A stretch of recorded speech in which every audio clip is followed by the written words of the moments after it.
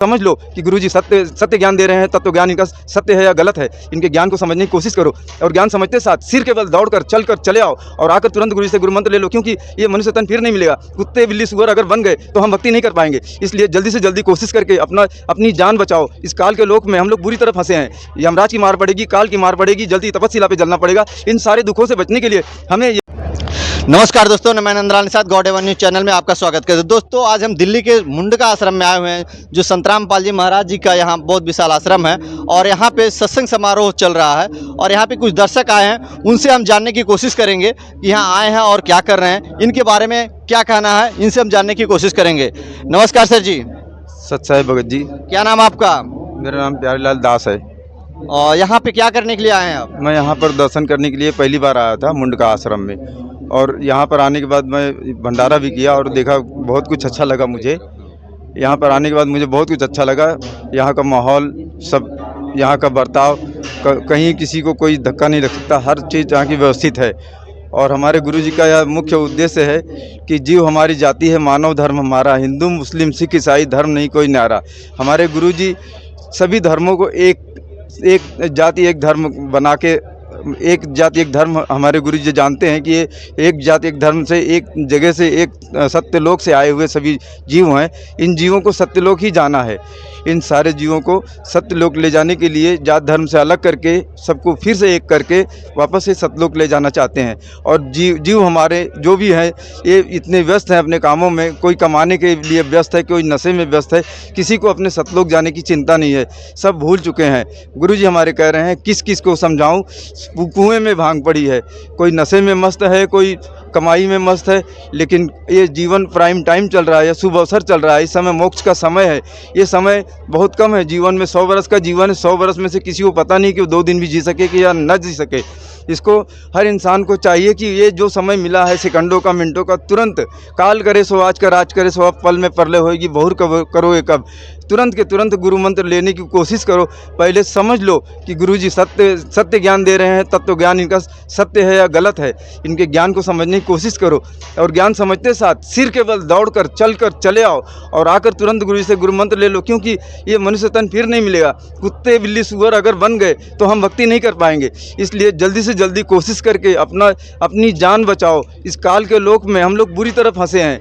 यमराज की मार पड़ेगी, काल की मार पड़ेगी, जल्दी तपस्या पे जलना पड़ेगा।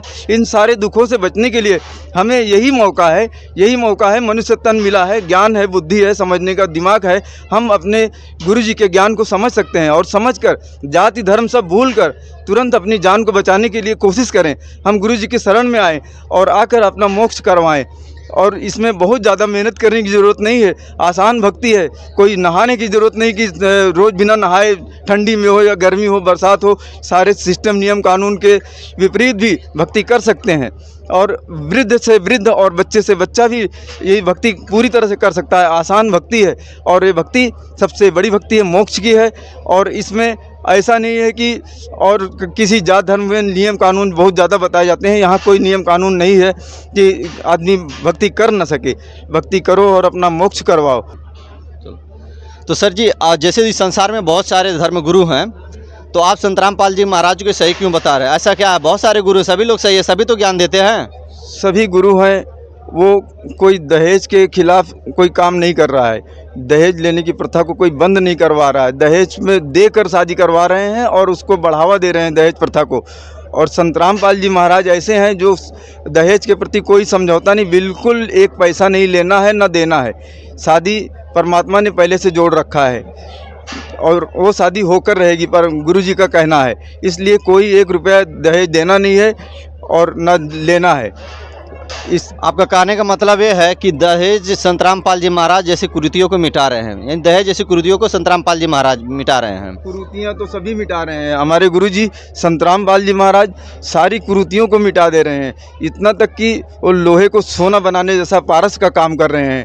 और हमारे गुरुजी संत रामपाल जी महाराज अभी कोई इतनी तरह से समझौता नहीं कर रहे हैं कि कोई भी इस दहेज प्रथा को मान्य कर दें या किसी भी कुरीतियों को बढ़ावा दें। यहाँ सत्संग में आए हुए एक एक भक्त, एक एक बच्चा भी सब एकदम नियम कानून में अपने आप चलते हैं। इनके लिए कोई नियम कानून लगाना नहीं पड़ता।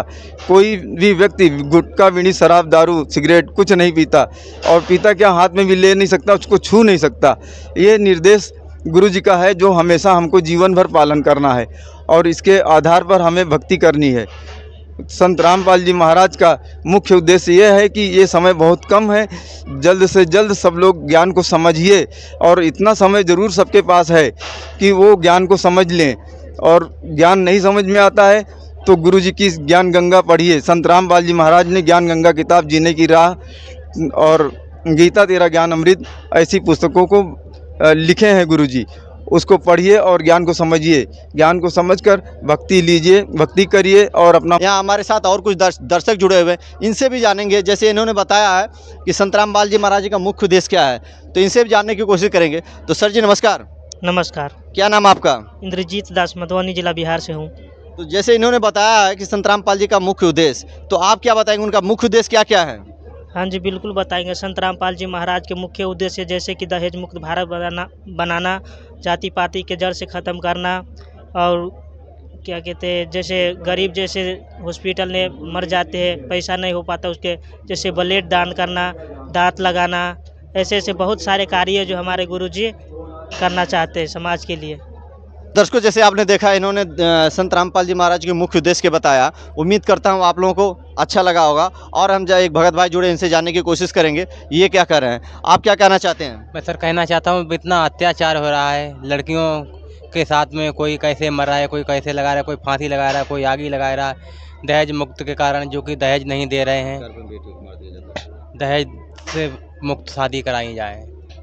कोई ना लेंगे ना देंगे, ना पैसा ब्याज पे लेंगे, ना किसी को देंगे, और शादियां फ्री में करेंगे। अपने यहाँ 17 मिनट में शादी आश्रम में कर देते हैं, ना कुछ लेना। तो आपने देखा, सर ने बताया संत रामपाल जी महाराज का मुख्य उद्देश्य ये भी है कि जैसे लोग गर्भ में बेटियों को ही मार दिया जाता है, जैसे देखते हैं कि बेटियां हैं, बेटियों के नाम पे इतने लोग डर जाते हैं क्योंकि इन्हें शादी विवाह में पैसा दहेज के रूप में दिया जाता है। तो ऐसी कुरीतियों को ख़त्म करने के लिए संत रामपाल जी महाराज जी ने बीड़ा उठाया है कि दहेज एक बहुत बड़ी कुरीति है। इन कुरीतियों को ख़त्म करने के लिए संत रामपाल जी महाराज ने अपने शिष्यों को ऐसे ऐसे ज्ञान दे रखे, ऐसी मुहिम छेड़े हैं। उम्मीद करता हूँ आप लोगों को अच्छा लगा होगा। जैसा भी वीडियो लगा अपनी कमेंट राय में ज़रूर देना। नमस्कार, जय हिंद, जय भारत।